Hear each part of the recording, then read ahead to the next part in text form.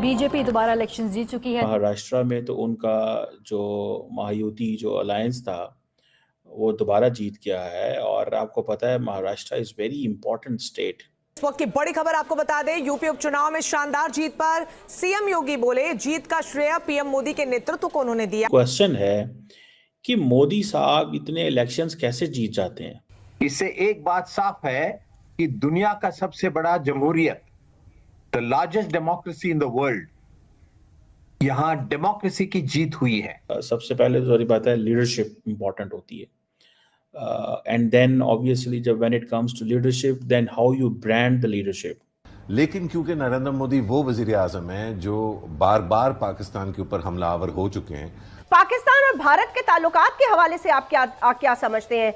कुछ break through हो सकता है, कोई डायलॉग, कोई अच्छी मुस्बत बात हो सकती है? उन्होंने उनके जरिए भारत के अंदर वो जो सारे काम हो रहे हैं उनके लिए मोदी को एक जरिया बनाया है। हर आदमी समझता है the greatest ruler India had. वो तो कहता है कि 3 दफे मैं इंडिया का प्राइम मिनिस्टर बन। और अब सी पैक का मामला और चाइना की नाराजगी, क्या ये सब मिलकर पाकिस्तान को एक डिसफंक्शनल स्टेट बना रहे हैं? इंडिया की लीडरशिप के अंदर करिश्मा है नरेंद्र मोदी के अंदर, सो वो आई थिंक वोटर्स के अंदर है। देन जो मोस्ट इंपॉर्टेंट पॉइंट है ना, वो डेवलपमेंट का नैरेटिव है। That's the most important thing, क्योंकि इंफ्रास्ट्रक्चर डेवलपमेंट की बात।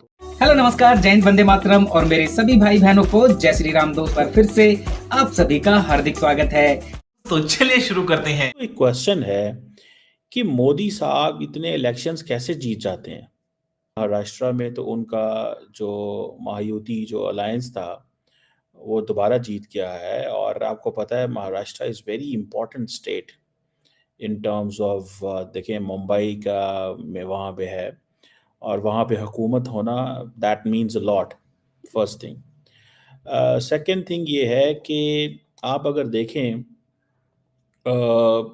कि over the period of time Narendra Modi ने जो एक थेरी होती थी इनकम्बेंसी फैक्टर, उसको ख़त्म कर दिया। कि मतलब एक दफ़ा आप हुकूमत में आए हैं लेकिन आप फिर पावर में आ जाते हैं दोबारा। इतना मुश्किल काम है। अब जो मिलियंस ने वोट डाले हैं वहाँ पे, ठीक है, और आपको पता है ये इंडिया की वेल्थीएस्ट स्टेट कंसिडर की जाती है फाइनेंशियल टर्म्स में, एंटरटेनमेंट में, यू नो ये यहाँ पे it means that the business community believes that we need this. ये सारे का सारा जो महायुति है जिसे ग्रैंड अलायंस कहा जाता है, इसको बीजेपी लीड करती है अलॉन्ग विद अदर शिवसेना और बाकी कुछ और पार्टीज के साथ। और असल में मकसद एक ही था कि कांग्रेस को कैसे बाहर रखना है। और इनका जो ओवरऑल जो अलायंस की जो फॉर्मेशन या उसका जो एजेंडा है या जो आइडियोलॉजिकल गोल्स हैं वो ऑलमोस्ट मिलते जुलते हैं। डेवलपमेंट है, एक जो हिंदू जो जिसे कहते हैं ना मेजॉरिटेरियन जो सोच है वो मौजूद है वहाँ के अंदर।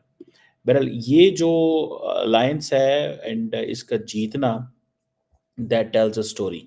लेकिन चले क्वेश्चन आता है कि भाई झारखंड तो एक माइनर नरेंद्र मोदी कैसे ये कहा जाता है।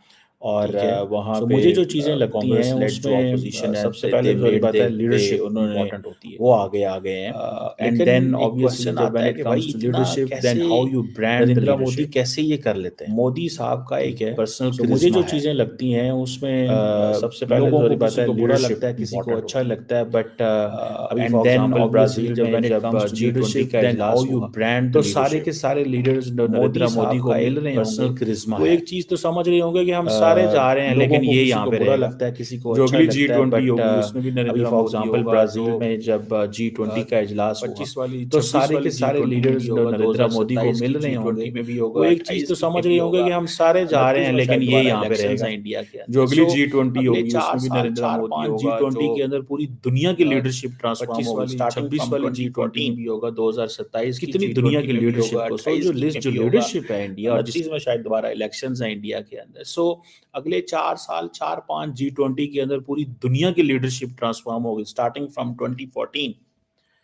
कितनी दुनिया की लीडरशिप को, सो जो लिस्ट जो लीडरशिप है इंडिया और जिस तरह इंडिया की लीडरशिप के अंदर करिश्मा है नरेंद्र मोदी के अंदर, सो वो आई थिंक वोटर्स के अंदर है। देन जो मोस्ट इम्पॉर्टेंट पॉइंट है ना, वो डेवलपमेंट का नैरेटिव है, that's the most important thing.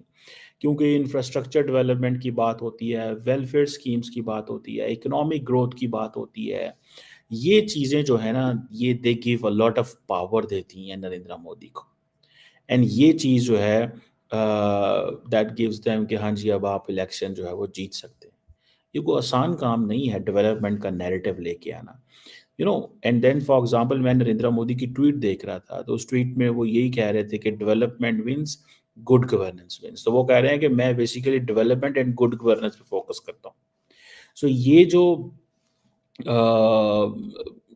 चीज़ है, ये जो पॉइंट है डेवलपमेंट का नैरेटिव एंड गुड गवर्नेंस का नैरेटिव, एंड पर्टिकुलरली इस नैरेटिव को अगर आप ये देखें कि ये नैरेटिव अगर इफ़ इट इज़ इन उसके अंदर आता है,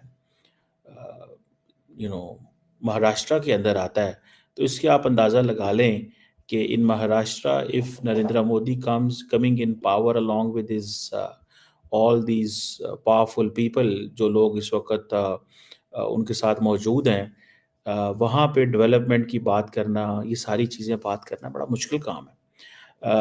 मैंने जैसे पहले कहा है कि एंटरटेनमेंट भी वहाँ पे है, फाइनेंशियल हब भी वो है, ठीक है जी, और एक कोलिशन भी चला रहा है उसको, और एक वो जिसे कहते हैं ना, एक हिंदू नेशनलिस्ट पार्टी का कॉन्टीन्यूसली जीतना, इट मीन्स दैट वहाँ पे जो लोग हैं they got sync with this idea. Jharkhand के अंदर तो ठीक है, दे कुडंट मेक इट, लेकिन मोदी साहब ने दोनों स्टेट्स में बड़ी रैलीज की और अपना जो नैरेटिव था उस नैरेटिव को सेल करने में कामयाब हुए। अगले दिन तो अभी वो इलेक्शन जीत रहे हैं, और एंड कंटिन्यूटी रखना, मैं समझता हूँ कि that is something very significant, और he knows how to engage कैसे करना है।